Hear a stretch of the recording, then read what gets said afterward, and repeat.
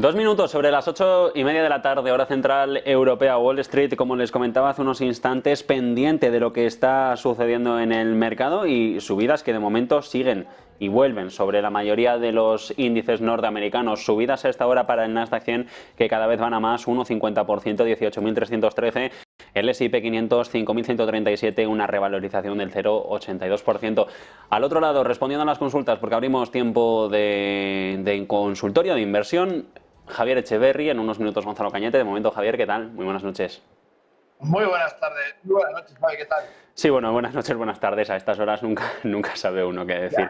El conjunto del mercado está subiendo de una manera bastante acentuada, sobre todo la tecnología. ¿A qué se debe? Porque hasta más o menos la media sesión en el mercado norteamericano no hemos visto un avance como el que estamos viendo en estos momentos. Bueno, yo creo que es el cierre de la semana que finalmente está tomando un poco más de hype. Tenemos absolutamente todo arriba, el petróleo, el oro, los principales índices, hasta el Hansen de Hong Kong está subiendo. En definitiva, creo que es el cierre de la semana que lo que está haciendo es, pues eso, impulsar un poco más, crear un poco más de burbuja, un poquito más de gancho para esa posible trampa de la que hablábamos estos días en el Nasdaq y en las tecnológicas, donde vemos cómo los principales players empiezan a salirse de tecnológicas. Y bueno, pues yo creo que básicamente hay que crear un poquito más para que puedan vender lo que les quede de tecnología antes del leñazo que parece, o todo indica por lo menos, que no le debe faltar mucho cuando players tan importantes y institucionales tan grandes con tantísimos millones empiezan o a quedarse en liquidez o a deshacerse de tecnología. Lo comentábamos estos días atrás, yo creo que esto es un poco más inflado un poco más, que ya veréis cuando reviente qué bien.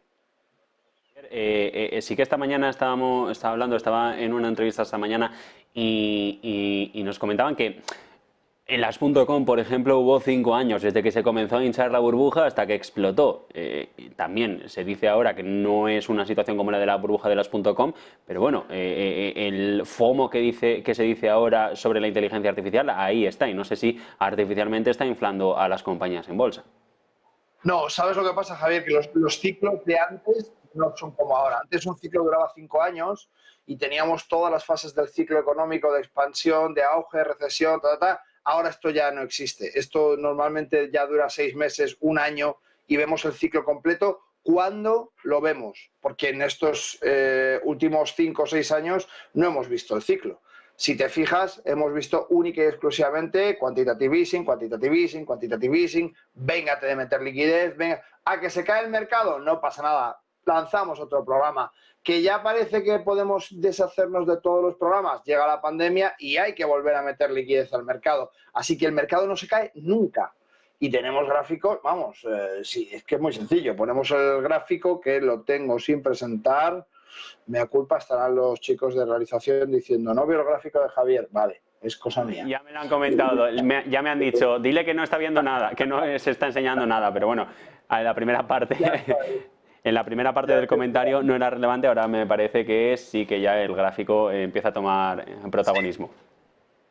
Sí, en definitiva es un poco el histórico que quería mostrar, ¿no? Que en definitiva, como vemos, no ha parado de subir. Cada vez que caía un poquito, fíjate, en el 18, tenía un gráfico por ahí que hubiera venido perfecto para este comentario, donde se ven cada uno de los quantitative easing y podrías marcarlos aquí, los podrías poner así directamente a boli en la pantalla, porque en definitiva se está viendo claramente que la economía está totalmente dopada, que las medidas de contracción no dejan de meter muchísima liquidez, a pesar de toda la contracción que se está haciendo, sigue habiendo un montón de liquidez en el mercado y, lógicamente, les interesa que el paro siga muy contenido, que el tejido laboral esté muy fuerte, que la vivienda no acabe de caer, porque es que, claro, es que se nos olvida que estamos en año de elecciones, entonces hay que llegar lo mejor posible, como tú decías antes, ¿no? Uno demasiado mayor y otro demasiado peligroso. ¿Dónde nos vamos?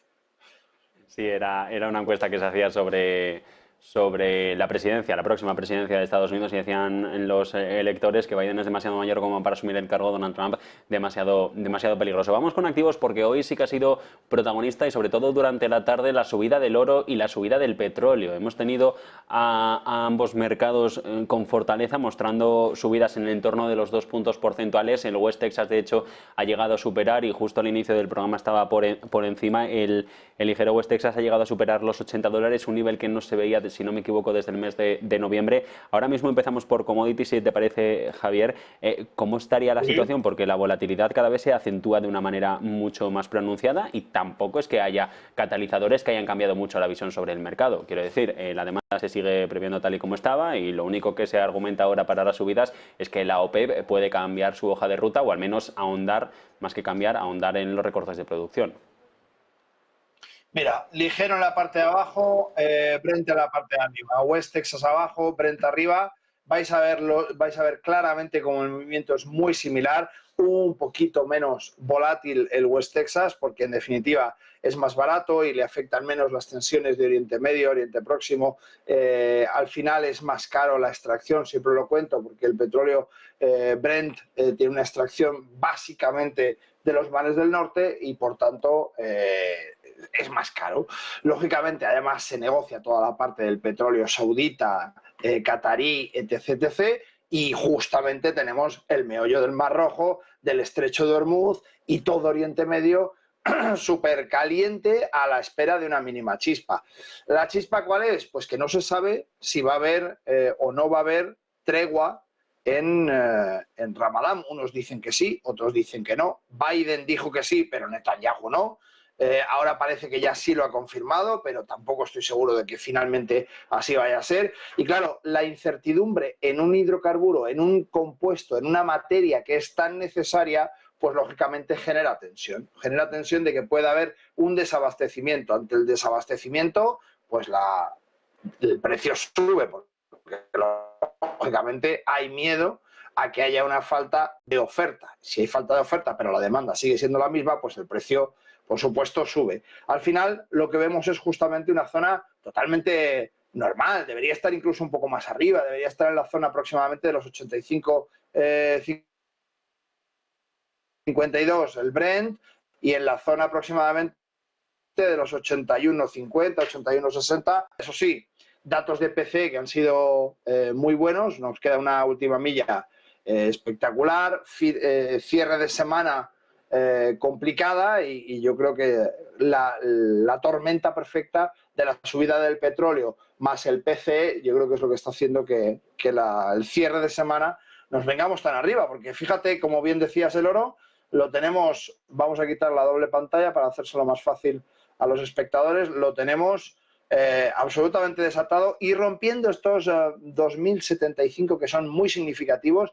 Lo vuelven al territorio de este mini canal alcista que estaba siendo hasta el momento una zona importante donde entraba, salía, intentaba caer un poquito más abajo, se quedaba en esos 2008 todo ese tiempo de indecisión. Y bueno, pues esa subida justamente significa indecisión, y es cuando migra el capital al oro, que además estaba esperando una situación así, ¿no? Por eso vemos esta subida. Gonzalo Cañete, me parece, Javier, que ya podemos saludarlo. ¿Qué tal, Gonzalo? Muy buenas noches. ¿Qué tal? ¿Cómo estáis? Bueno, una visión del mercado, una primera aproximación, ya la hemos hecho con Javier. A ver cómo ves tú la situación actual con esta recta final de semana en la que de momento parece que se aceleran las subidas en Wall Street. Sí, pues positiva, porque yo creo que en base, una de las cosas que más preocupaban era ese dato de inflación que saliese, que ratificase o confirmase que realmente había otro repunte de inflación, como habíamos visto hace 2 semanas. Este dato que ha salido positivo. El recorte de crecimiento, de tasa de crecimiento, ha sido nada, de 3.3 pasábamos a 3.2, con lo cual el recorte de tasa de crecimiento de Estados Unidos es prácticamente nada, y por lo tanto no cambia el guión de la Reserva Federal. Es decir, si nos centramos en esto, lo que hacían falta eran malos datos para que siguiese el estímulo monetario, o para que siguiese la postura de una política más flexible en lo que se refiere al escenario monetario, y por lo tanto creo que como seguimos en ese escenario, el mercado lo celebra, está tirando fuerte. me llama la atención las commodities, no solamente comentaba ahora Javier el oro, teníamos el crudo también, que lo estaba comentando, le estaba escuchando, súper alcista, hemos visto que estaban tirando bastante, de hecho estaba mirando justo todas en general, tenemos una subida del 2,48 en el 2,05, perdón, en el oro, 2,41, 2,25 en el Brent y en el West Texas, lo cual indica, a priori, lo que nos indicaría es un dólar que sería débil. Lo que pasa es que seguimos teniendo aquí esta figura que creo que es interesante destacarla porque me parece que sigue estando activa, que es esa figura que podría lanzar ese índice dólar hacia zonas de 1,08, 1,0750, por aquí aproximadamente.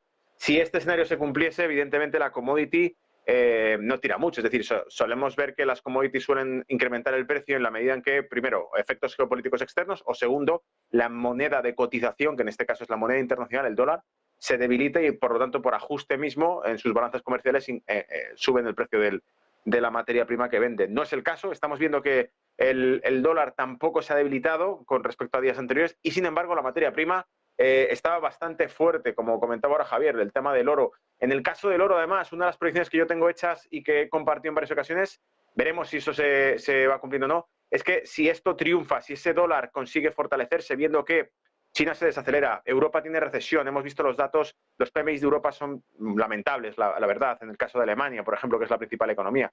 En tal caso, para mí, esta es la zona de juego, es decir, si el oro no consigue consolidarse por ahí arriba, pierde 2030, 2020, vemos que probablemente el oro empiece a cotizar de nuevo en estos rangos. ¿Por qué? Porque se han tocado más de una vez y por lo tanto creo que son entre estos rangos, tenemos 1.825, 1.865 dólares aproximadamente la onza, a 2.000, 2030 y por ahí es por donde tenemos que ver si, fijaros la mecha que nos dejó con aquella ruptura que hizo un domingo a la apertura del mercado australiano subiendo el oro a 2.100 y pico y luego se cayó desde ahí y bajó. Por eso hay que estar muy pendientes a la evolución que va teniendo, en mi opinión, el dólar y el escenario geopolítico, es decir, Oriente Medio, que parece que está calmado, pero que fue también lo que metió un sprint en el oro recientemente y evidentemente el crudo también lo puede lanzar. ¿Por qué si sube el oro no lo están haciendo al mismo nivel compañías como Barrick Gold o Newmont? Esto os pregunto a los dos, no sé cuál es la razón que esconde detrás, porque al final son compañías que tienen una estrecha correlación con el comportamiento del metal precioso. Correcto. Javier, si quieres contestar tú, contesto yo. Sí, adelante. Vale, bueno, en mi opinión yo diría simplemente que porque el incremento que tiene el oro es por un factor especulativo, creo, básicamente, más allá de que no estamos hablando de que tenga un movimiento consolidado, alcista, como decía, cualquiera que esté observando esto puede ver evidentemente que hay que ver si este latigazo que está pegando el oro es un latigazo que consigue consolidar su precio e inicia una nueva tendencia alcista, o si realmente puede perder estas zonas y volver a estar dentro de una semana o dos cotizando de nuevo en las mismas zonas. Por eso yo creo que es más bien responde a un comportamiento especulativo más que un comportamiento fundamental. Si fuese un comportamiento fundamental o una nueva tendencia, veríamos que quizá esas compañías mineras o esas compañías que se dedican a la explotación de metal se verían lucradas con esto. Mientras no lo sea, es un latigazo más que pega mercado y que por lo tanto no tiene por qué cambiar las condiciones estructurales del sector. Pues yo estoy muy de acuerdo con Gonzalo. En definitiva, al final el oro es una materia prima de inversión y no tiene ningún coste asociado, a diferencia de todas aquellas compañías que tienen una serie de costes asociados al desempeño de su beneficio. Y recordemos que es que las compañías, para ganar dinero, tienen que gastarlo. Necesitan pagar nóminas, necesitan pagar maquinaria, necesitan un montón de cosas. Por tanto, cuando el oro tiene una subida importante, no tiene ningún coste asociado a esa subida. Lo que hace es especular en el LBMA, en el London Bullion Market Association, y allí sube estupendamente, sin nada que lo lastre. Por tanto, nos encontramos con una materia prima que se utiliza además como refugio para escenarios de alta volatilidad o de indecisión, y nos encontramos compañías con las que, para que vean incrementados sus márgenes dentro de una estructura societaria en la que no solamente hay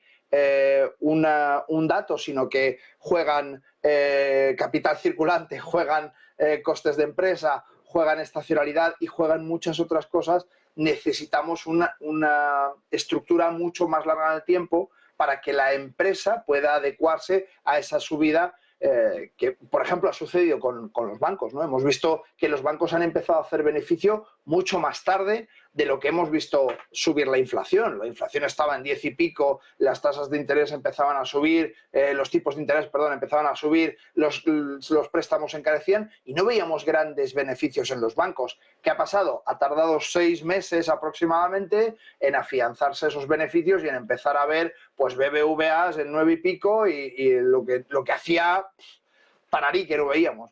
Y yo creo que básicamente es eso, ¿no? Las compañías mineras tienen una serie de costes asociados que no están sujetos a la volatilidad de una materia prima.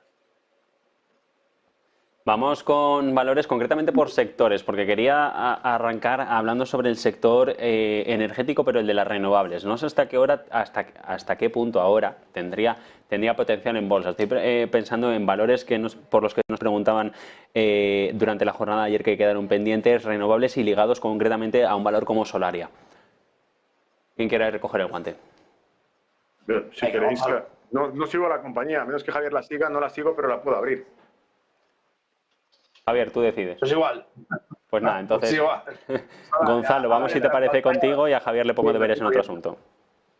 BME, ¿no? Cotizada en España. Sí, Solaria. Sí, ahí la tenemos.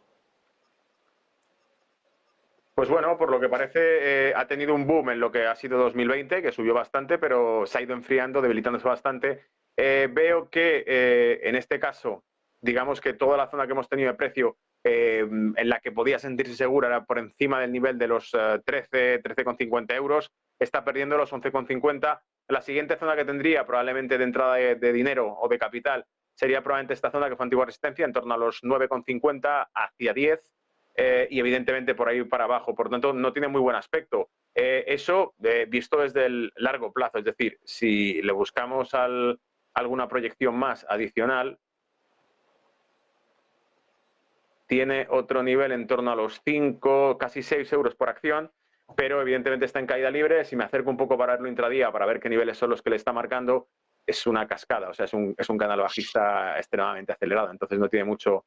si la tiene en cartera, pues bueno, el momento quizá de quitarla ya ha pasado porque ha perdido los soportes principales de los últimos 3 años y entonces lo único que le queda es ver si cuando llegue a zonas de soporte tipo 9, por ejemplo, euros la acción, consigue tener algún tipo de rebote o efecto, en cuyo caso, probablemente esperando un pullback, podamos deshacernos de ella, llegando de nuevo otra vez a 13, 12,50, 13. Pero vamos, el aspecto técnico es bastante negativo, como veis, es súper claro, tiene medias móviles 255 súper inclinadas a la baja y por lo tanto no invita para nada a compras ni en el corto ni en el largo plazo ahora mismo. Bueno, ¿qué estrategia, mejor dicho, tomarías ahora, Javier, en Grifols? Lo pregunto porque Millennium hemos conocido esta tarde, el fondo ha reaparecido con un corto de medio punto, que es el que está obligado a comunicar la CNMV por el tamaño que tiene, una posición corta constituida el 29 de febrero. Coincidió con la publicación de cuentas, esta crisis que ha habido en la acción hay una volatilidad tremenda. De hecho, ayer caía sobre el entorno de los 35 puntos y Grifols hoy a cierre se ha conseguido recuperar de una manera sostenida 18,35 y el ADR, si no me equivoco, ahora mismo está en subida de 27,36. Bueno, Grifols lo hemos comentado desde el escándalo de Gotham, sí. Lo hemos comentado en distintas ocasiones. Es una compañía que es líder en su sector de hemoderivados. Pero viene en caída importantísima desde hace mucho tiempo. Por tanto, las cosas no se gestionan bien. Una compañía que es líder en un sector y que su cotización no para de caer, en este caso podemos ver justamente desde la pandemia, febrero 2020, no ha parado de caer. Oiga, si es que es justamente cuando debería usted haber hecho mejor caja y sin embargo no ha sido así. Es verdad que a mí me resulta muy difícil pensar que la compañía, como decía Gotham, valga cero, que está todo fatal. Bueno, hemos visto cómo tienen esos acuerdos con Shanghai RAAS, que tienen que recibir 1.800 millones. Hemos visto que el beneficio operativo ha caído un 71%. Y en cualquier empresa que hubiéramos visto esto sin ningún tipo de comentario por parte de Gotham, pues no tendría mucho sentido intentar hacer dinero en una compañía con este perfil subyacente, que no para de caer, la tendencia es extremadamente bajista. Ahora, ¿qué sabemos de nuevo? Bueno, pues que tienen que presentar una serie de cuentas a la CNMV, que están haciendo reestructuraciones, que han cambiado los hermanos Grifols se van y que se quedan prácticamente de asesores dominicales y que, bueno, van a estar un poco fuera del parchís. Vale, fenomenal, pero si es que hasta que yo no vea que realmente el negocio que estáis haciendo tiene resultados, la compañía se recupera y hay un proyecto que se trasluce al mercado y a los inversores y que da esa confianza, pues no Grifols, ninguna compañía tiene sentido buscar este tipo de perspectiva, a no ser que lo que digamos es voy a esperarme un rebote y cuando vea que está en la zona más alta, pues me coloco corto, porque como digo siempre, estamos en el siglo XXI y ya no hace falta solamente esperar a comprar y vender más arriba, se puede comprar arriba y vender más abajo y también hacer dinero. Como tú muy bien decías, hay que comunicar, dependiendo de si eres un institucional, al regulador correspondiente y si no, pues utilizar derivados y trabajar como retail sin ningún problema poniéndote corto en los títulos que te dé la gana.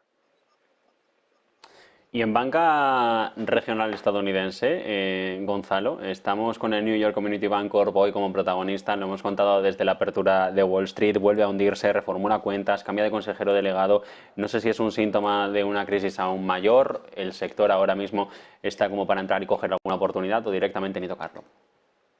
Bueno, hemos visto que lo que era la banca de inversión lo ha hecho muy bien este año, por ejemplo, los resultados que presentó JP Morgan y demás. La banca regional lo que hemos visto es que no termina de levantar cabeza. Tened en cuenta que todo el tobogán que hemos visto en banca regional tenemos en pantalla un ETF, pero básicamente es el del SP500 regional. Y fijaos, es que no ha salido del pozo en el que se metió en 2023. O sea, tuvimos todo este tobogán de caída y desde entonces una caída de casi el 32% en el último año. Y cuando lo vemos con un histórico más grande no pasamos de los 100 puntos, por lo tanto seguimos muy débiles en banca regional y no invita a ello. Es decir, es uno de los sectores que, si hemos hablado de otros sectores que podían mostrar cierta fortaleza, no es el caso de este, porque en más de una ocasión hemos contado que, por ejemplo, sectores que nos han visto muy beneficiados, pero que aún así podrían ser atractivos, es el sector energético, que lo hemos comentado en más de una ocasión, porque tenemos precisamente, quizá por las políticas fiscales que ha habido, los Green Deals, estas políticas verdes que han dado financiación, subvención y apoyo a toda la energía renovable, aunque no sea rentable, nos ha dejado ver que las compañías del sector energético tradicional mostraban muchos mejores ratios en cuanto a tesorería, deuda y demás, y están muy descontadas. Pero en el sector de la banca regional lo que hemos visto es que, como todo valía en el sector financiero, en el sentido de que se recompraban esos bonos para darles liquidez, porque durante la pandemia y gracias a la excusa de la pandemia, ni siquiera se exigían ciertos corrientes de caja que habrían sido de sentido común, pero por eso tenían todo puesto en activos